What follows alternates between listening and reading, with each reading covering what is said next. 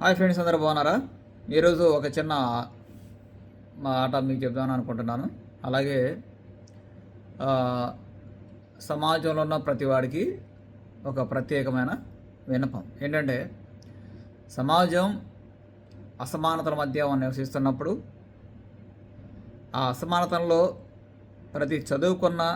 చదువుకున్న ప్రతివాడు, పేదరికంలో ఉన్నవాడు, అలాగే సమస్యల పట్ల బాధ్యత కలిగి ఉన్నాడు. మీరు బైబిల్ చదువుతూ సమాజంలో ఆ యొక్క ఏలికలను పరిశీలించాలి. దళిత రాజ్యాంగాన్ని అడ్డం పెట్టుకొని జీవిస్తున్నటువంటి ప్రజలు ఎవరు? అగ్రవర్ణం అనబడిన వాడికి ఒక దళిత రాజ్యాంగంతో పనేంటి అని మీరు ప్రశ్నించాలి. అలాగే మీకు ఒక చిన్న విషయం ఏంటంటే, అయ్యా, నేను ఏ కులానికి కానీ ఏ మతానికి కానీ చెందినోని కాదు. ఆ యొక్క రుచులోకి నన్ను లాగొద్దు. కానీ నేను బైబిల్ మీద పరిశోధన చేస్తూ బైబిల్ నుంచి అనేక కొత్త విషయాలు తెలుసుకుంటున్నాను, చెబుతున్నాను. కాబట్టి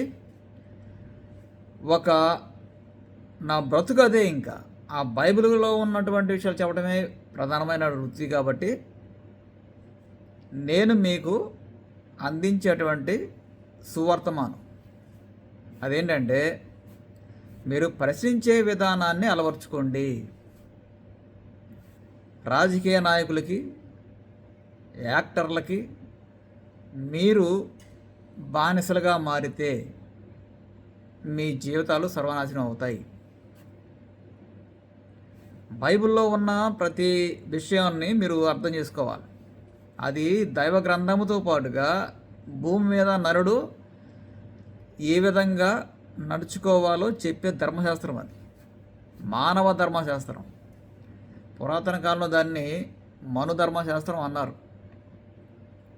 సరే, ఏదేమన్నా కానీ మీరు నేర్చుకోవాల్సింది ఏంటంటే, ఒక దళిత రాజ్యాంగాన్ని వాడుతున్నటువంటి సమాజంలో ఈ సోకాల్డ్ అగ్ర కులాల అనబడిన వాడు ఎవరైనా కానీ, వాళ్ళకి నా దృష్టిలో వాళ్ళు ఏంటో నాకు తెలుసు. ఈ సోకాళ్ళ అగ్రనాయకులకి ఒక దళిత రాజ్యాంగంతో పనేంటి అని ప్రశ్నించండి. ఆ దళిత రాజ్యాంగంలో నుండి ఆ దళిత రాజ్యాంగం ద్వారా వచ్చేటువంటి పదవులు అనుభవిస్తుంది ఎవరు? ఆ దళిత రాజ్యాంగం ద్వారా వచ్చేటువంటి రక్షణని అనుభవిస్తుంది ఎవరు? అన్ని కులాలలో పేదలు ఉన్నారు, అన్ని చోట్ల పేదలు ఉన్నారు. వారందరి కోసమే ఈ దేవుడు మీకోసం నిలబడి ఉన్నాడు. మరి ఆ యొక్క డబ్బున్నోడి కోసం లేడంటే, డబ్బున్న వాడికి ఒళ్ళు బలుపు ఎక్కువ కాబట్టి, మదం ఎక్కువ కాబట్టి వాడిని తాట తీసే క్రమంలో ఉంటాడు ఆయన.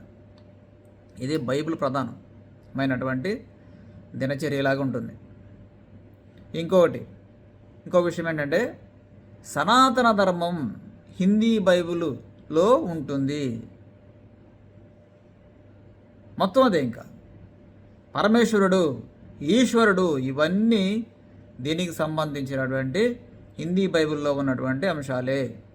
తెలుగులో మీరు ఎవరిని అడిగినా కానీ పరమేశ్వరుడు ఎవరో రకరకాలు చెప్తారు. కానీ మీరు హిందీ బైబిల్లో చదివితే ప్రతి ఒక్కరికి ఈ పరమేశ్వరుడు ఎవరో అర్థమవుతుంది.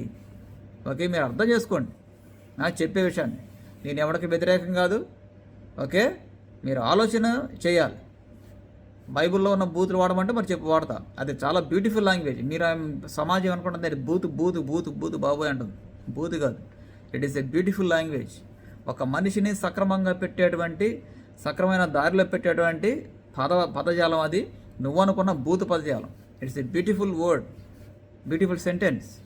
మీకు అర్థం కావట్లేదు అవన్నీ. అవి చదివే విధానం తెలిస్తే, ఆ యొక్క టేస్ట్ కనుక తెలిస్తే చాలా బాగుంటుంది. ఆ భాష, ఆ వర్ణించిన విధానం చాలా బాగుంటుంది. ఓకేనండి, థ్యాంక్ యూ వెరీ మచ్.